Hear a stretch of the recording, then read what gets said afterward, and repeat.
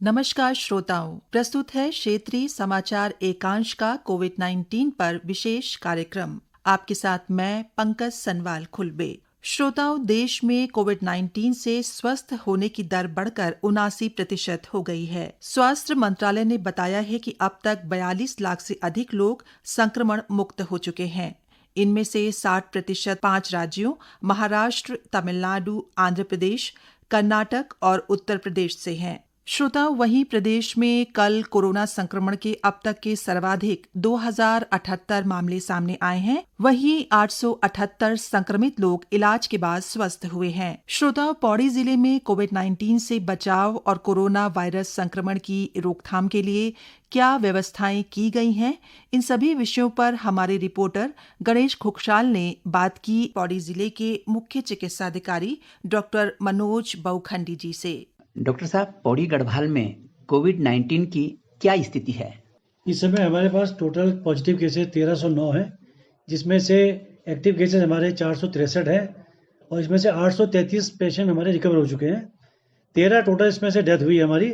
और सैंपलिंग की जहाँ तक बात है, हम लोग 32,000 ज़्यादा सैंपल अब तक टेस्ट कर चुके हैं। जो आपके द्वारा सैंपलिंग की जा रही है, इसके रिजल्ट कितने दिन में आप आ रहे हैं और क्या उन रिजल्टों से आप सहमत हैं? रिजल्ट का एवरेज 2 से 3 दिन लग रहे हैं। कभी कभी जब सैंपल लोड ज़्यादा होता है लैब में तो 4-5 दिन भी लग जा रहे हैं उसमें। जिले में वेंटिलेटर और आईसीयू की क्या स्थिति है? जिले में वेंटिलेटर पर्याप्त संख्या में है और आईसीयू बेड्स भी फिलहाल तो पर्याप्त संख्या में है। पर्याप्त से आपका मतलब, अगर नंबर्स की बात करें तो क्या नंबर्स हैं? नंबर की बात करें तो हमारे पास इस समय जो है ऑक्सीजन के टाइप बी सिलेंडर, जो छोटे सिलेंडर होते हैं, 405 हैं। 108 हमारे पास बड़े वाले ऑक्सीजन सिलेंडर हैं। मेडिकल कॉलेज में हमारे पास पाइप सप्लाई है ऑक्सीजन की। 98 हमारे पास ऑक्सीजन कंसंट्रेटर मशीनें हैं और 183 बेड्स हमारे ऑक्सीजन सपोर्टेड बेड्स हैं। वेंटिलेटर की संख्या जहाँ तक बात है, टोटल हमारे पास 190 करीब वेंटिलेटर उपलब्ध हैं। ये जो वेंटिलेटर्स हैं, ये सरकारी अस्पतालों में हैं या निजी अस्पतालों में? अगर दोनों की बात करें तो कितना कितना अंतर है, कहाँ कैसे हैं? ये इसमें से केवल 8 ही जो है निजी अस्पताल में, जो हंस फाउंडेशन का अस्पताल है सतपुली में। बाकी सरकारी अस्पताल में ही है, मेडिकल कॉलेज में और बेस चिकित्सालय में कोटद्वार में। अपने जिले में कितने आइसोलेशन सेंटर आपके द्वारा बनाए गए हैं? फिलहाल हमने 14 बनाए, लेकिन 5 में इस समय एक्टिव, हमारे 5 सेंटर एक्टिव हैं। अब तो लोगों को घरों में भी आइसोलेट किया जाने लगा है। जब घरों में आप आइसोलेट करते हैं तो क्या व्यवस्थाएं उस पेशेंट को आप देते हैं?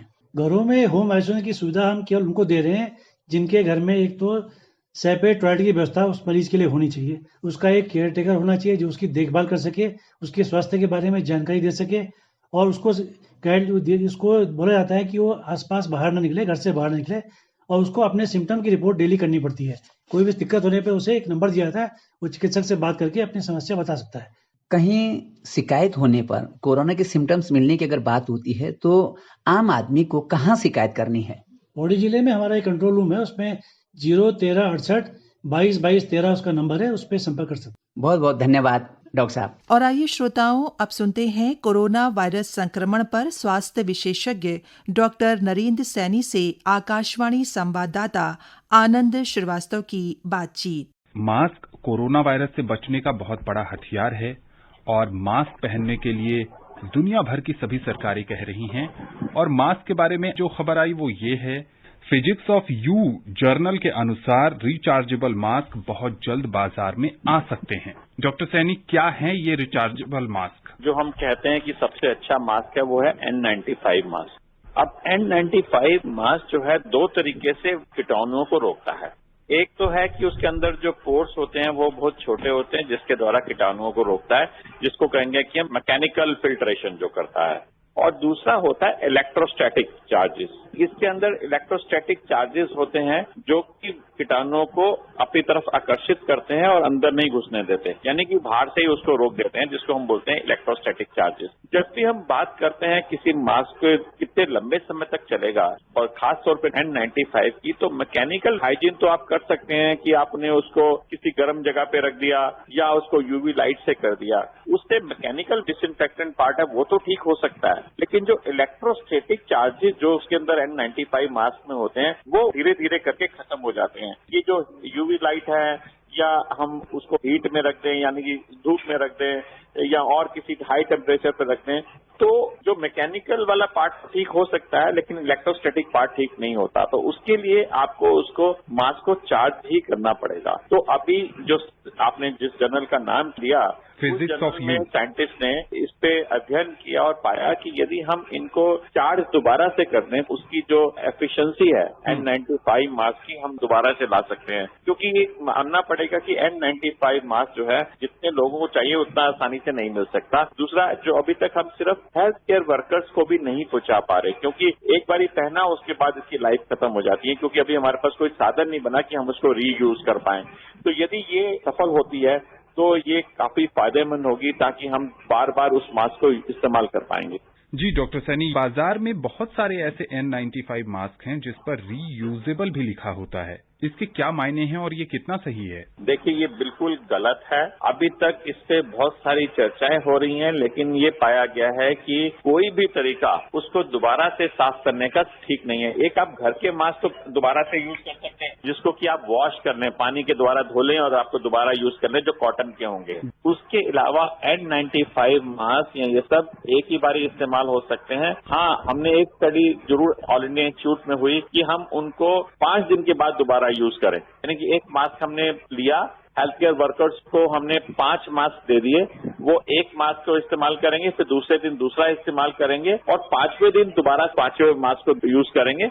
लेकिन इस बीच में वो मास्क जो होगा वो जो अखबार का कागज होता है या जो अखबार वाले लिफाफे होते हैं उसके अंदर रखा जाएगा, ताकि उसके अंदर का मॉइस्चर वगैरह सब एब्जॉर्ब हो जाए और उतने दिन में शायद कीटाणु मर जाए। यही सिर्फ एक स्टडी है, लेकिन आप उसको ना धो सकते हैं ना बार बार यूज कर सकते हैं। अभी तक ऐसा कोई क्राइटेरिया नहीं है, लेकिन बाजार में यदि वो कोई ऐसी बात करते हैं N95 को आप धोकर या किसी और तरीके से इस्तेमाल कर सकते हैं, इसकी कोई साइंटिफिक एविडेंस नहीं है अभी तक। एक दूसरे शोध के हवाले से डॉक्टर सैनी ये बात सामने आ रही है कि कोरोना संक्रमित 100 में से एक मरीज के फेफड़े में पंक्चर देखा जा रहा है। क्या है ये मामला? हम साइंटिफिक भाषा में पंक्चर को बोलते हैं न्यूमोथोरैक्स। न्यूमोथोरैक्स का मतलब होता है कि हमारी एक फेफड़ा है, फेफड़े के ऊपर एक कवरिंग है, एक जैसे हमारे शरीर के ऊपर स्किन लगी हुई है जिसको हम त्वचा बोलते हैं, उसी तरीके से फेफड़ों के बाहर एक लाइनिंग होती है जिसको हम प्लूरा बोलते हैं। तो अभी देखा गया है कि कुछ पेशेंट्स में न्यूमोथोरैक्स हो जाता है, यानी कि लंग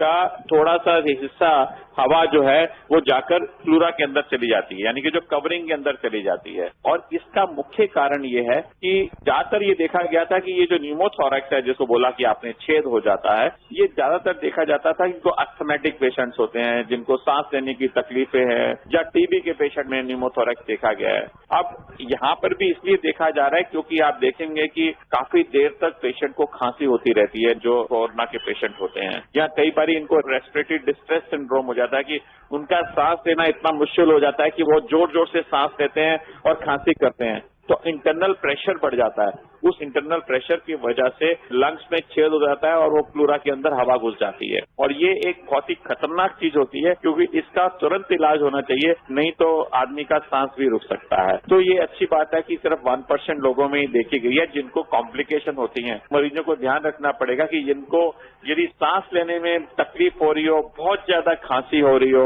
बर्दाश्त के बाहर हो रही हो और एकदम सांस घुटने लगे, तो समझ लीजिए कि एक चिंता का विषय, फौरन डॉक्टर को दिखाएं, क्योंकि इसका तुरंत यदि इलाज हो जाए तो पेशेंट की लाइफ बच सकती है।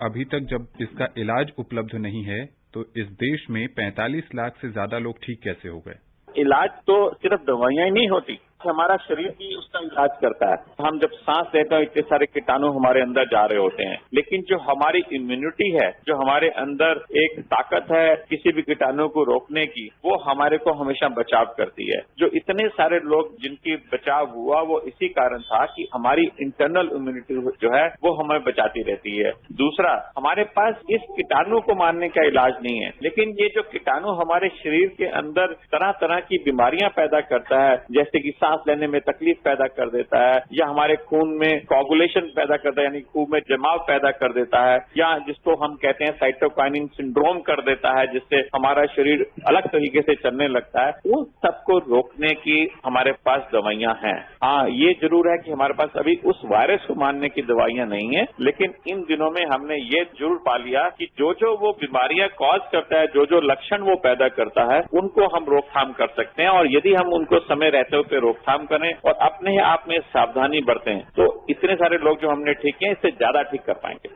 डॉक्टर सैनी, गांव में अब कोरोना बहुत तेजी से फैल रहा है और वहां जो है इलाज के लिए किसी निजी अस्पताल में जा रहे हैं तो लाखों में वहां पर खर्च आ रहा है।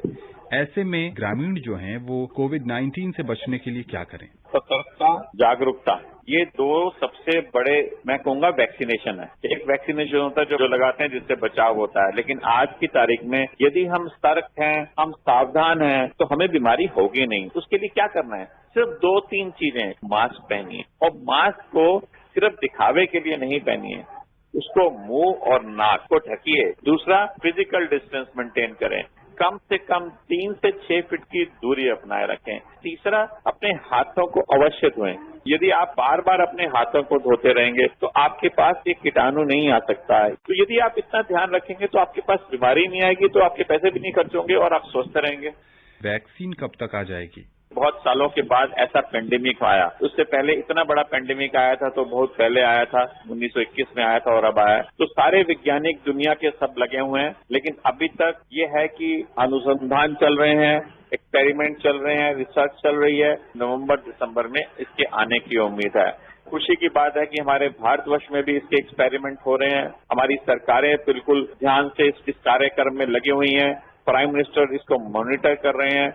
तो हम भी सोचते हैं कि भारत में भी इसका वैक्सीनेशन जल्दी से जल्दी आएगा और तब तक हमें ध्यान रखना है, अपने आप को सुरक्षित रखना है। दूसरा सवाल ये है कि कोरोना के मामले जिस गति से भारत में बढ़ रहे हैं, क्या उसके पीछे का कारण ये है कि वायरस ज्यादा पावरफुल हो गया है? अभी तक जो भी हमारी रिसर्च चली है तो हमने देखा है कि वायरस में अभी कोई चेंज नहीं आया। ये अच्छी बात है, क्योंकि वायरस में यदि कोई चेंज आ गया तो जितना हमारे वैक्सीनेशन का प्रोग्राम है वो भी गड़बड़ा जाएगा।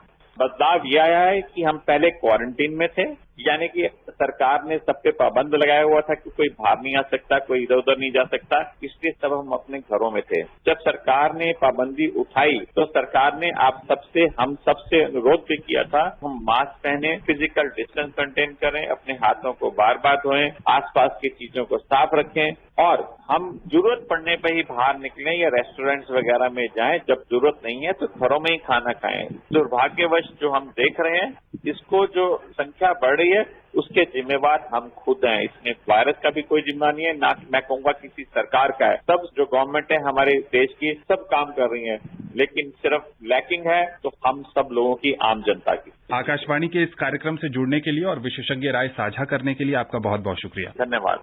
श्रोताओं, इसी के साथ हमारा आज का कार्यक्रम यहीं पर समाप्त होता है। अपना ध्यान रखिए और घर से तभी निकलिए जब बहुत जरूरी हो और मास्क अवश्य पहनिए। नमस्कार।